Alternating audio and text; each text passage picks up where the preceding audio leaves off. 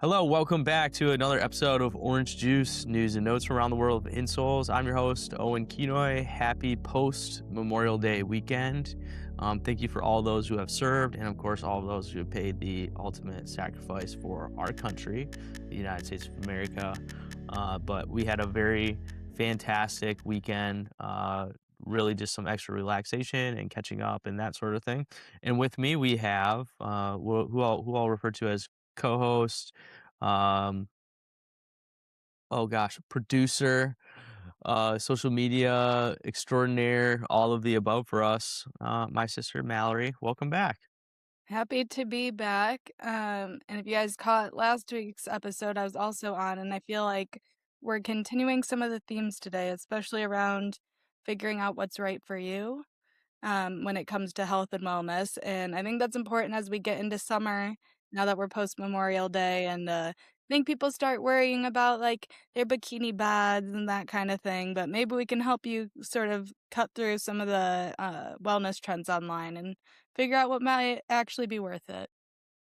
Yeah, maybe a little bit of a spoiler. A lot of trends you see online are pretty like all or nothing sort of approach, and there are some good ideas behind them, but it feels like you have to go to extremes to, meet those healthy habits, so to speak. So we are going to go over some of those things where if you've been, reading about health and wellness or have your other favorite podcasts perhaps have talked about something like this, or even just scroll on TikTok, Instagram, Facebook, and have a health and wellness algorithm, you're probably going to have seen a lot of these at some point or another. But some of the habits are genuinely helpful, and we're definitely going to highlight those. But others are more, there's just a few different ways to approach them, and we're going to talk about those as well. Yeah, although we're gonna be kinda haters today, we're also, this isn't us being like anti-health and wellness or anti-routine or anything. It's just giving you a little bit more perspective on some of the things you might be seeing out there and just so you can have a realistic approach to everything, and not have to do 75 steps throughout your day to feel like you are, healthy.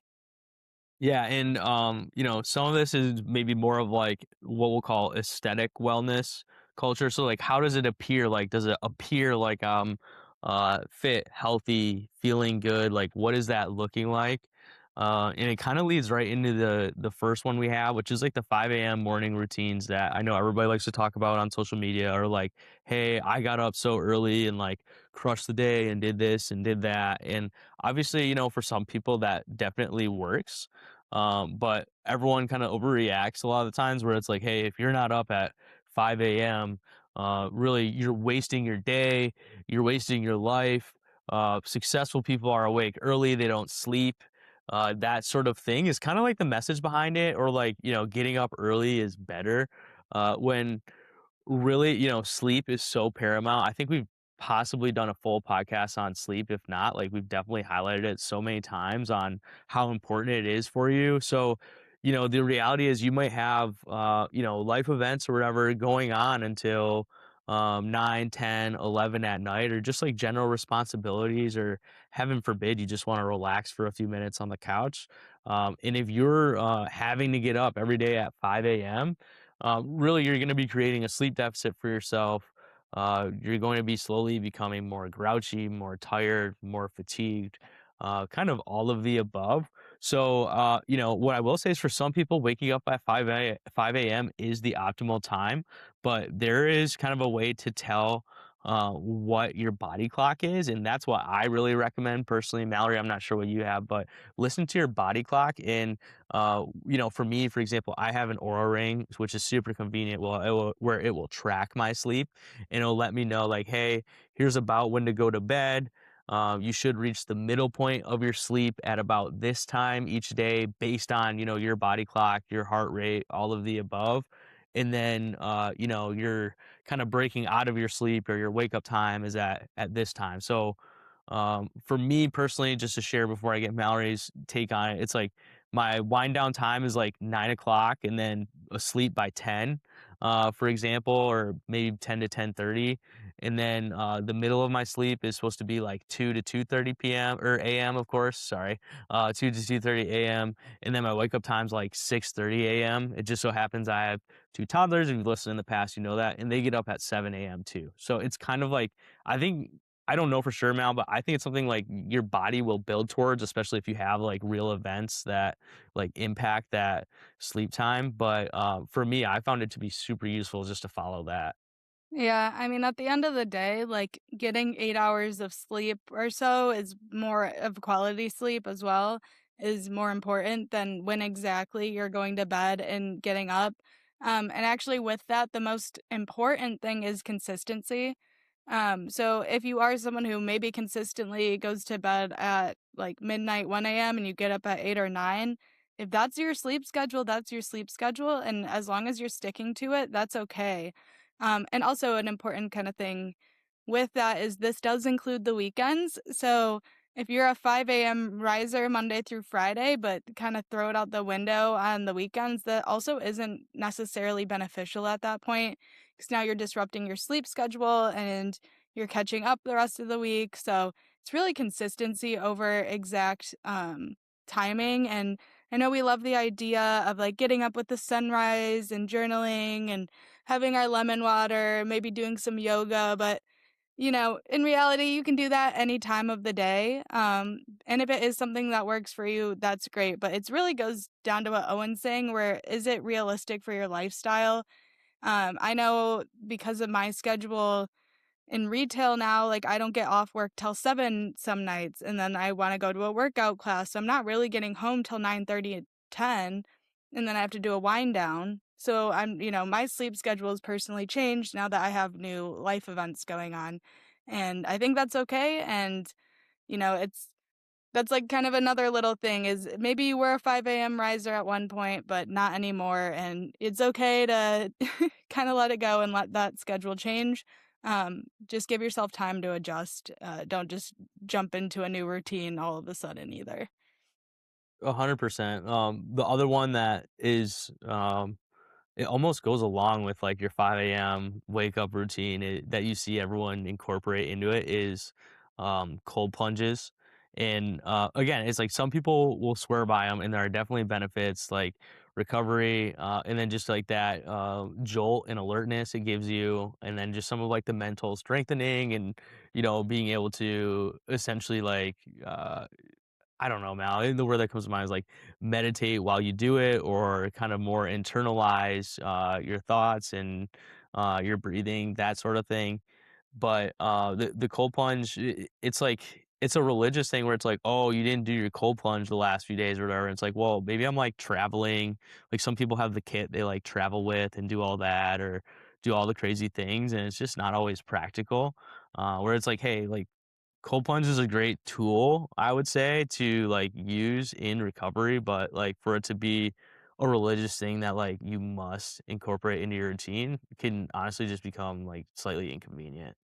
Yeah, if it works for you, awesome, but it's not the be all end all, like, I feel like this is gonna keep coming up, but it's just like a lot of us just need to, like, get sleep and drink some more water and, like, get more steps in at this point. We don't need to worry about cold plunging, and I know and I've met some of these people in my real life who are just start becoming obsessed with, like, the optimizing their health, and I think it just becomes a little, like, too much because, like you're saying, though, if you fall off that routine, say you're traveling or have things come up, I think it gives some of these people, like, a lot of anxiety and stress, and that's also not good for your body, like, it's it's the difference of, like you said, using it as a tool versus becoming, like, kind of obsessive about it and it becoming a, "I have to do this."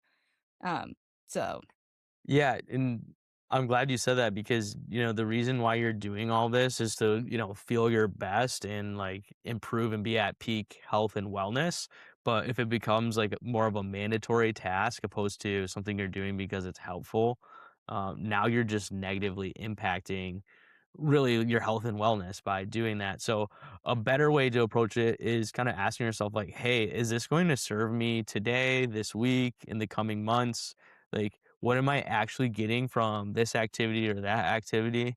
And I'll give such a basic example, especially this time of year. We're taking our dog for a walk every single day.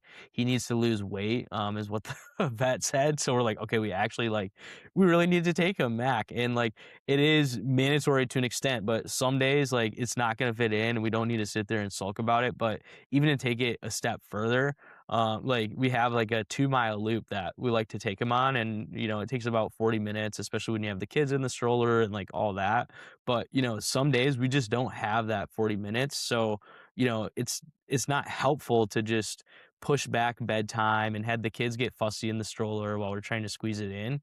So we just take the shorter route. But, there were a few days in a row where I'm like, wait, why am I finding like myself like feeling like I have to do this? Which, like, yeah, it's helpful to get more steps, but it's just not fitting into what's going on right now. So that's a really important part for, the early morning wake up, the cold plunge, or whatever else it may be too. Yeah, and kinda next up, which is heading in a different direction. I I'm love sure this one Owen though. Yeah, I'm sure you do this, Owen, your 10-step skincare routine every day? Yeah, all the time. No, I'll admit I'm inconsistent with my skincare, but I usually keep it pretty basic. Yeah, so I think there's a few, main issues with having so much skincare. One, it's overwhelming. It's just if you're not used to that level, it takes a good amount of time, out of your day, and it's just a lot to remember, especially as you get more into it. It's like, "Well, I'm only using this product, like, 2 or 3 times a week, and then this one, like, once a week, and then this one twice a day," and it's, like, a lot to keep track of. The second thing is when we're introducing all of this new skincare and these, like, products, we never are giving our skin a chance to actually, work and utilize them. Our skin's kinda, like, fighting for its life because it's like, "What's happening? Change, change, new product." New texture, new thing going on. And so our skin is also very overwhelmed. And even then, if say your skin does clear up or something, you don't really know what's doing it if you're introducing these products like in quick succession. So it's also just kind of like maybe it's one thing that's working, but you have like 14 things going on. So you can't really tell. And then I think the last one too, which you could probably talk a little more about because I think it's relatable in all kinds of wellness, is like a lot of this is really just playing into not to be like that, but like overconsumption and commercialism and all of that. Um, we don't always need more. And a lot of that is just marketing kind of gimmicks. Yeah, I love exactly what you're saying. And like, skincare is a perfect example as well, where like for me, like I said, I'm pretty inconsistent with my routine, but obviously I know to like wash my face when I'm like, for me, a lot of times, like when I'm taking a shower, I just wash my face and like that's part of it too. And like maybe before bed. But one thing I started doing lately, and like that's all I do, honestly. And one thing I started doing lately was I started putting on just like a basic face lotion. And I was like, oh, wow, this is like really helping me. This is great. So it's like just taking that baby step, I think is just fine where, let's say you're not doing a lot and then all of a sudden you do like a skincare overhaul, like Mallory was saying, you incorporate like 5+ products all at once, which sounds like a lot, but like it's really not. You start incorporating it all, you don't really know what's working or what's not working, for example. So, it's important to essentially build up your routine and just know like, hey, this works for me and here's why, and I added it for this reason, not just like being like, oh, I saw a video saying I need to do all 10 of these things and now I'm going to do it every day no matter what because the video said so. So and that's where again it's like that video you're watching, there's an outside chance that person's also getting a kickback on the product. So it's like, yeah, of course they want you to buy it. Honestly, it probably does work for them and there is a good spot for it, but like there's also a benefit if you buy all of them at once. So just finding those trustworthy sources is also just another really important step for something like that. I'll give my real quick personal because I've had a rough time with skincare. I finally went to a dermatologist. I had them recommend, like, I'm down to 3 high quality products, so they cost a little more money, but it's only 3, and that's what works. Simple, but I will say if you're investing in this, invest in, like, instead of 10 products, invest in 2 or 3 really good products. And that will probably take you a lot farther than a bunch of, like, drugstore kinda cheap stuff you're picking up. So, my last point there. Well said. I don't know why, but I also just think about like even just like taking care of our yard and landscaping. It's like we got a mower and we got like a trimmer and we're doing some fertilizer and like that's it. We're not doing anything else. There's all sorts of extra things you could do or add or aerate and that sort of thing, but it's like, hey, let's just like take care of things at a basic level and see how that works for it. We're also trying to nurse it back to health too. So, um, transitioning a little bit though, there's another one where it's like working out every day, running every day, um, or this idea that like you have to be training no matter what. And of course, it is important to push yourself and set goals like, hey, I do want to be working out and active every day if possible. But the reality is, a lot of the times, like there are just common roadblocks that get in your way. And if you're essentially pushing those roadblocks to the side and ignoring them because in your head you want to run every single day or work out every single day or whatever it may be, uh, you're going to potentially end up injured, but also more importantly, burnout. You're not going to give yourself recovery time. And really, the idea with this is, rest days matter, especially if we'll just take running for example. If you say I want to run every single day, your body needs time to recover. Even if you do go on like a shorter run or whatever it may be, what's super important and something we've talked about a lot in the past. Our guests have talked about it, we've talked about it, but is just introducing variety. So maybe you don't go for a run today, but maybe you just get in the pool and like do some swimming and get your heart rate up. But that low impact activity could be a lot better. So again, the point is not just setting a goal to set a goal, but setting a goal that serves you and one that's ultimately going to lead to a healthier life for you. Yeah, this is one I've also had a lot of, like, trial and error with in my own life, and it's really hard for me to take a break just because I don't want to. I enjoy working out, I enjoy the people I'm with when I do it. However, I again, it's very similar the last point in skincare actually, where I've found an intentional day where I do work out hard, followed by like a good rest or recovery day is a lot more impactful than hard workout, try to work out again the next day, but I'm sore, so I'm half-assing it, and then, it's carrying over, and then I end up taking like 2 or 3 rest days in a row because 'cause I'm, like, all burnt out and tired, or, like, it's just you're doing too much. Being intentional about if you do wanna go intense on things, like, in any of these ways, be intentional about it, I think is really important as well, and it's mind-blowing too whenever I do take those rest days and do what I should be doing, how much better I feel at my next workout and how much harder I can go then. Like, it's really our brains are just fighting us on this. Like, it really is better long term, and you're gonna probably reach your goals better if you actually let your body rest and recover. But our brain's telling us, no, we have to keep going and building.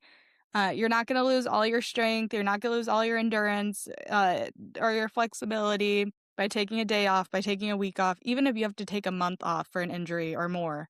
You're not gonna lose it all. Your body will remember. So that's just my little thing too. I've just seen a lot of people, like, work out on injuries for a long time and, like, just burn themselves out, and it's not good. It's not good for you long term. You wanna be healthy and be able to do things for a long time. Yeah, and I guess just to help build on that, so you're like, okay, well, you're telling us not to run every day, not to wake up early every day, like, so, like, what do we do? And it's like, it's super simple. I mean, things that we do absolutely encourage is getting proper sleep. We've already talked about that, there's different studies and things, but like, 8 hours of sleep each night. I've heard 6 hours of sleep, 9 hours of sleep, but just find your consistent body clock and prioritize sleep. Maybe you don't go on a run every day, but maybe you walk every day. And or do some sort of daily movement. You get on a bicycle, you do some yard work, whatever it may be. And maybe there's a day where you're really sore or whatever it may be, and it's just not in the cards and you don't have to feel bad about it. Simply hydrating. making sure you're prioritizing drinking water every single day, no matter what's going on, and not getting behind on that. We've talked about in the past how when you're not hydrated, your body just doesn't function properly, whether that's your brain, your heart, your liver, whatever it may be. It all comes down to like a basic is just making sure it's properly hydrated. There's a few other things too, Mal. Yeah, I mean, just getting your protein in is really important, not like just I know we talk about it in bodybuilder world, but that's a huge part of recovery is for any kind of sport you're doing is getting your protein in, letting those muscles recover.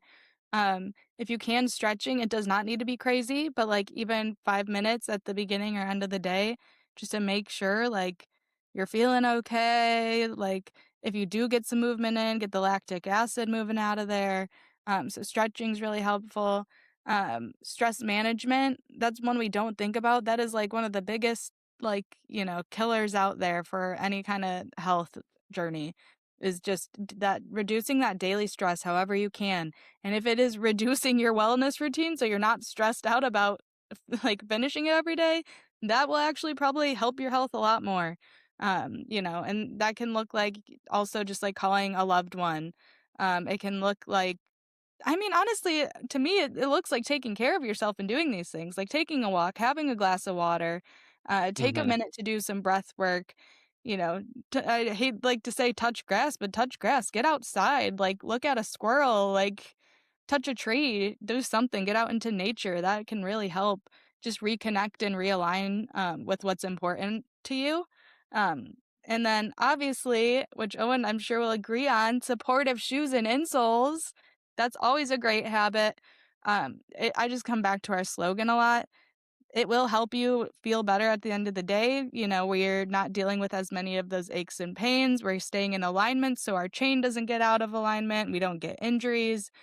So anything to reduce that pain so we can keep moving and keep doing what we love to do in this world. So feel better, do more, is our slogan. And supportive shoes and insoles can definitely do that.